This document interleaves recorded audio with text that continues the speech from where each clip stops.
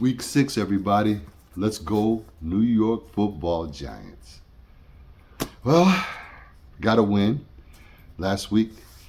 Now the question is, can we start stacking wins? That is the real question. The Bengals, they're a little weakened right now, but you got Jamar Chase. Joe Burrow is Joe Burrow. I think that if we can get some pressure on him, if Nacho and Sexy Dexy and the rest of the front four can put some pressure, I think we can make Joe Burrow have a long day, and that would be fantastic. Of course, the miracle for the bonehead, Brian Daboll, is can you throw the football? This is a football, Brian, and you take it and you tell your quarterback and Daniel Jones to throw it to Jalen Hyatt. I actually saw Dig 546 or whatever that dude's name is. I follow a lot of these Giant guys, and he was saying 5 games and Jalen Hyatt's nowhere to be seen, and like it was Jalen Hyatt's fault, like he was on the field and he didn't make plays. Hey, knucklehead, Dig, you got to call his number. You got to send him out there. And they asked Daboll about this like two games ago. And he was saying, well, Jalen does everything that we ask him to do. And that it was a pivotal play on 2 plays where he blocked downfield and blah, blah, blah.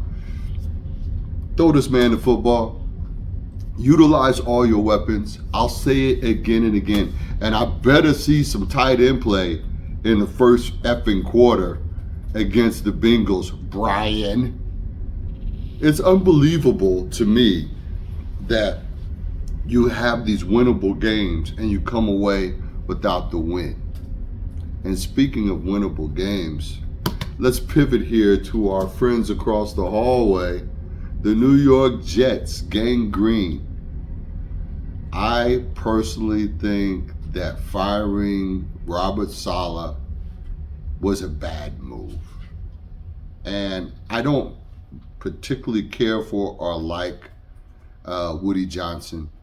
I think he's a douche, for lack of a better word to say about that guy. And you're right on the cusp at 2-3 of making some changes. Now, the real problem and the elephant in the room is Nathaniel Hackett. Nathaniel Hackett, he doesn't have very good stats. If you look up Nathaniel Hackett's stats for success, they're not very good at all. He just happens to be very good friends with Aaron Rodgers. Aaron Rodgers at the end of his career, no matter any way that you cut it, all right?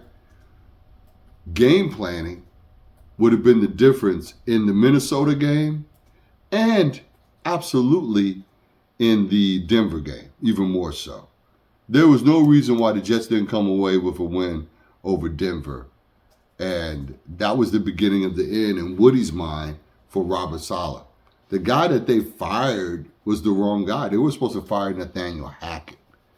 So now the real truth about how ineffective Mr. Hackett is coming to bear, and he's been reduced in his stature, and someone else is going to be making the offensive play callings, which could be a godsend. Aaron Rodgers, you definitely take the blame for the 2 picks that you threw against Minnesota, because I honestly think the Jets could have came away with a win there as well. Football, let's go. We have to put our foot in the ass of that offense and stack another win. Right now, we're in a situation where the team to chase is the Washington Commanders with a 4-1 record.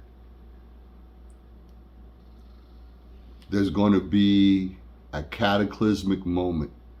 And our cataclysm is we have to beat Dallas Cowboys. We have to beat the Eagles. We have to at least split those games with them.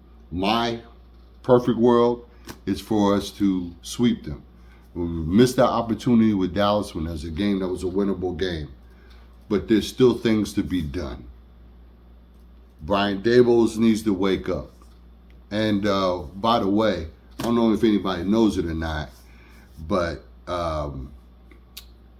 the guy that is the defensive coordinator for the Minnesota Vikings, he was a former head coach of Miami before he was wrongfully fired.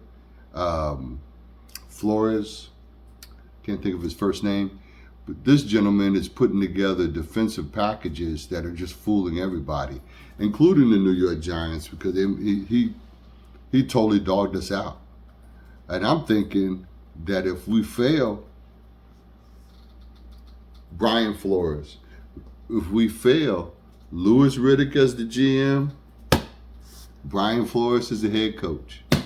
And maybe we can start building something that some of these other teams have, which is called wins.